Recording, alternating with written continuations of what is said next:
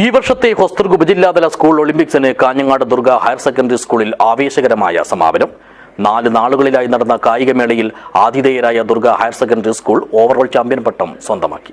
This news sponsored by Forever for everyone. Shobhika Weddings, Big Mall, Kanjangad, Kozhikode, Koilandi and Kutyadi. 42 സ്വർണവും 32 വെള്ളിയും 12 വെങ്കലവുമായി നേടിയ 359 പോയിന്റുകളുടെ പിന്തുണയോടെയാണ് ഈ വർഷത്തെ ആതിഥേയർ കൂടിയായ Kanhangad Durga higher secondary school 67ാമത് ഹൊസ്തൃക് ഉപജില്ലാതല സ്കൂൾ ഒളിമ്പിക്സിലെ ഓവറോൾ ചാമ്പ്യൻ പട്ടം സ്വന്തമാക്കിയത്.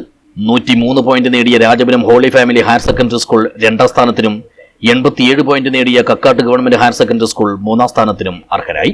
കായികമേളയുടെ സമാപന സമ്മേളനം Durga higher secondary school manager K Venugopalan Nambiar ഉദ്ഘാടനം ചെയ്തു. ചടങ്ങിൽ PTA പ്രസിഡന്റ് EV ജയകൃഷ്ണൻ അധ്യക്ഷനായി.